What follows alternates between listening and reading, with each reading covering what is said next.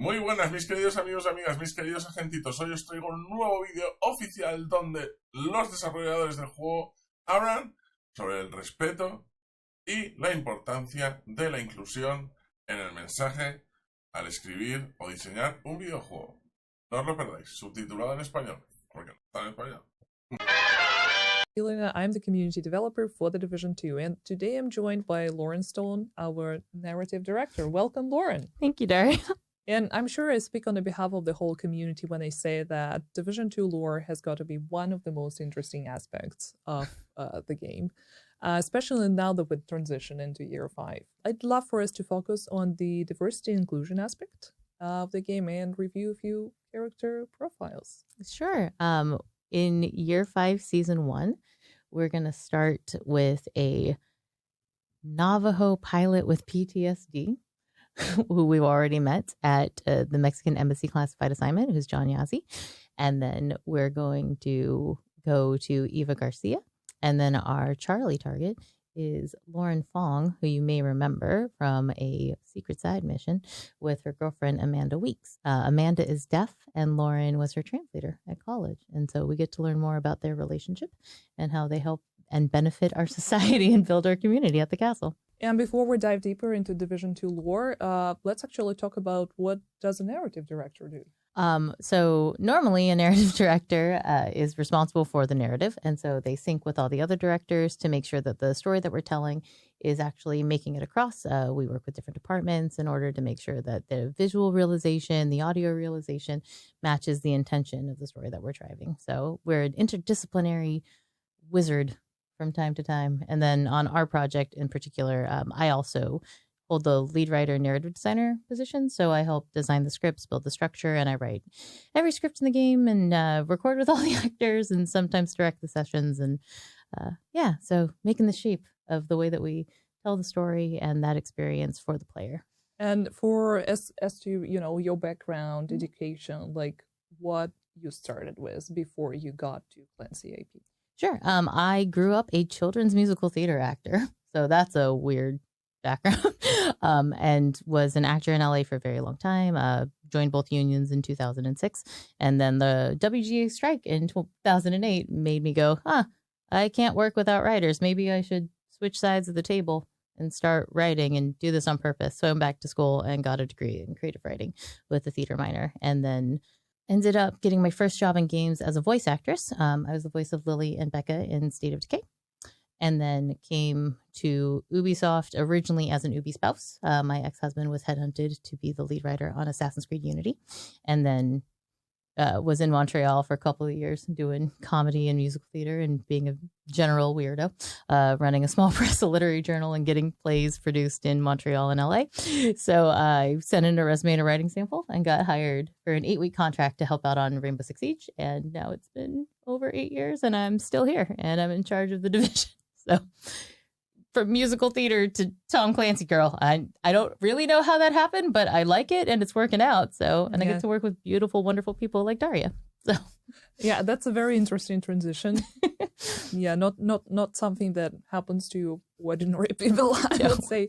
But yeah, talking about Clancy, I know that you were in charge of a few characters on the Rainbow Six Siege. Yeah, of all of the main game in the first year, I helped shapecraft or was solely responsible for all of them. Pulse was the first character that I made, actually. And I looked at the character art that we had and went, all right, well, there's no reason this can't be a white passing person of color. And let's make him biracial and bisexual and use that coded language to make sure that that goes across everything. Because we have bark trees that don't distinguish between genders. If he's flirtatious with everybody.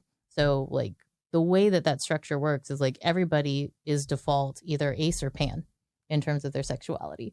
And then unless we define it elsewhere, like if you're going to make a blanket assumption of anybody in a game at Ubisoft right now, the way most of our games are structured, everybody's sexuality is either asexual or pansexual until told otherwise. So if you want to make a blanket assumption, be like, they like everything or nothing. But Rainbow Six Siege is obviously not something we're going to promote here. We're here to talk about the Division 2. Yeah, and it's a well-known fact that Division 2 is one of the most progressive universes when it comes to diversity and inclusion, right? So I remember listening to this one phone recording labeled out in the Garment District. And that was a recording made by a young woman who was worried about the outbreak and decided to call her mother because if anything happened to her, she wanted to come out to her mom and at least, let that out.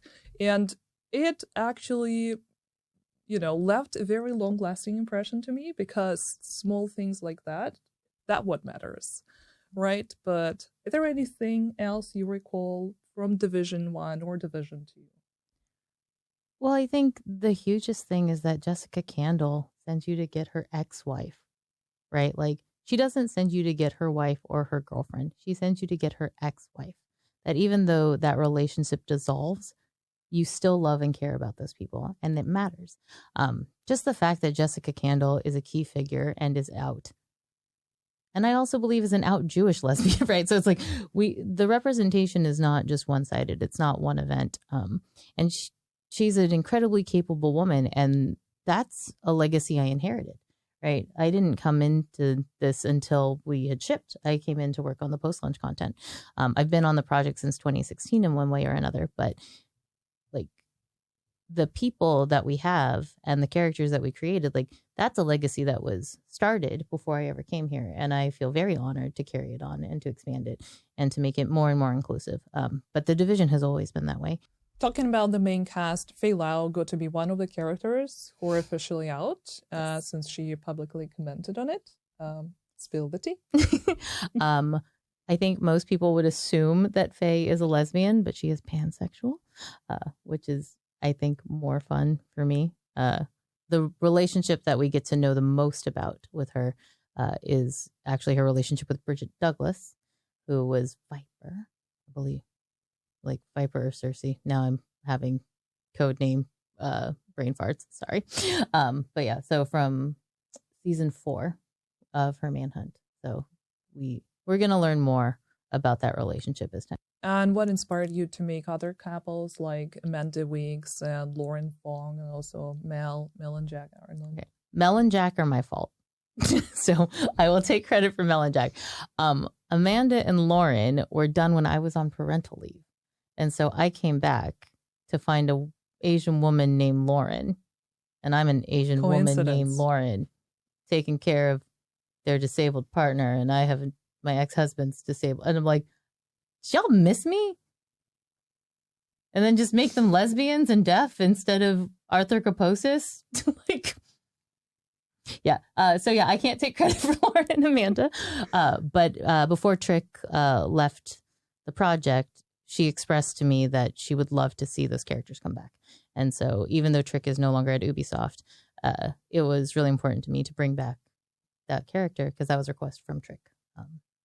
Absolutely, yeah.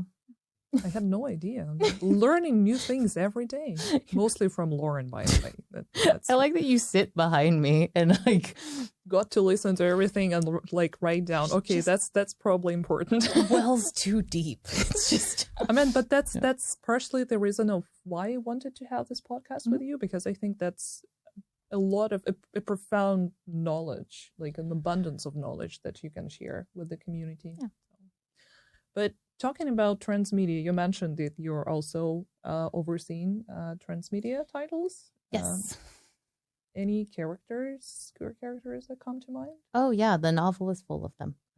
And actually, Thomas kind of like baited Twitter about the sexuality of the characters. And he talked about his headcanon. So I slipped into his DMs and was like, Thomas, this is what I think. And he's like, oh, that's better than what I thought before. I was like, all right, cool. And so, yeah, no, pretty much the only person that is heterosexual is Colin. And I refer to him as aggressively heterosexual. Everybody else is not. We have a lesbian, a bisexual character, a pansexual character, and and an ace character. So I'll let you have fun trying to guess who's who, because I think that's more interesting. And we're talking about compromised and recruited. And recruited. So So in Colin and the Pan character are new characters in Compromised, and the other ones are all in both novels. Yeah, let's just take a moment to advertise Thomas Perrett's novels. If you haven't read them, I highly recommend both Compromised and Recruited. They're really awesome. And if you are a lore head, there are ties that I've created in the game to the novels that it's not required reading, but there will be things that make you go, oh, that? Okay. So spoilers. Season 11 came out. We already know. Like St. Louis, man, salads, all the salads. Don't eat this. So many thanks for joining me today to talk about the Division 2 narrative, and especially queer representation. Diversity and inclusion is very important, and I feel honored to work on the Division 2 as a title. And to summarize everything, let's finish off with some advice for aspiring designers, and who knows, maybe even seasoned industry veterans. Like, what are the most important aspects of inclusive writing? Look at your constraints as opportunities. And I think that just goes for all design. Like if your barks aren't gendered, right? You only have Pan and Ace. That's it, right? You have to go out of your way to make someone heterosexual. Anytime that you think that something is token, right, and you feel like it's out of place, it's because you haven't done enough work to ground it. Someone's sexuality, someone's marginalization is not the totality of their experience, but it influences how the world reacts to them. It influences those things that will be triggers for them that wouldn't be for somebody else. And the minute that the marginalization is the entirety of the character and not a piece of the character is when we fail.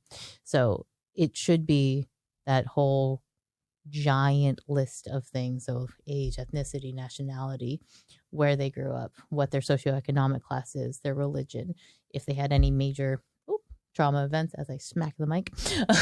Don't drop a mic in a podcast. And so like the more you detail that, the more deep that is, the more you know who that person is, regardless of how big or small that character is. And recognizing that the clearer that each individual is, the more people will connect to them. Like, it does not matter if it is someone who shows up for 2 minutes or someone who shows up for 12 hours. If that 2 minutes is more authentic than the 12 hours, people will gravitate towards them. And we have characters that we had 2 minutes. That was it. They existed in our game for 2 minutes, and now they're coming back. And they've got full character arcs. And because we did that work in those 2 minutes 4 years ago, we now can bring them back because they feel real and people will remember them and will hopefully be invested and like to carry their journey. And for the people who went and got John and who listened to Eva's creepy, weird podcast at Kenley College, and for the people who got Lauren and Amanda and the people who got Mari from the aquarium, I think this year for us is super exciting, but it also is that like that tiny, tiny moment can grow into something huge if you don't kill your characters. Or if you do, our storytelling is told in flashback. So, like, we are constantly having stories from the ghosts, right? And so there's people that we sent you to kill, and then they're going to be in your again, and you're going to maybe feel conflicted about killing them. But so, I mean, I wouldn't say that specifically killing a character is what makes you invested in their story, right? I don't want to say that, but that's actually what makes the Division 2, a big live organism in a way, right? Because there's everything is connected. Yes, everything is happening for a reason. Yes, yeah, and I think the coolest and kind of creepiest thing about where we are now, like right now, we're recording this. Like this is an artifact. This is a moment in time. This is part of our story together. And when we're gone, this will still exist. When we're gone, the art still stays. The recording still stays. And we live in a time where we're constantly recording our lives, whether we are or the government is, right? Like we're constantly being recorded and these artifacts are being made. And our story is told by getting access to those artifacts. And so even when we are gone, our voice remains. And I think that's super cool. And the thing that we are able to do, because our main character is not that, our main character is you. You are who you are. The stories we're telling are all the people surrounding you and all the people in the community. And our communities are highly diverse. and we're showing that representation because we're in a position where the stories we're telling are not about the hero, but all the people the hero saves and all the people who antagonize the hero and all the people who interact with them. And that means we can tell stories about anybody. And so the more we tell stories that are about everyone, the more we can actually include. Actually, I wanted to just quickly acknowledge the fact that you made sure to prepare for the podcast by knitting your own top. I did. Bright color top, and this super cute small coasters. I wanted to say that you can pre-order yours at massive.se, but apparently they're not for sale. But look at how nice they are. I will write the pattern for Daria so that they can post it online, and then anyone who wants to make a Division Rogue Descent or Shade actually on Mission Coaster can, because it's very easy and it takes about 15 minutes. On this super positive and exciting note, we finally gonna say goodbye, and thank you so much once again. Learned a lot of new things today. Hope you guys also did. So thank you, and talk to you soon. Yeah. Bye. En resumen, querámonos, amémonos, respetémonos. Viva los agentitos. Hasta la próxima.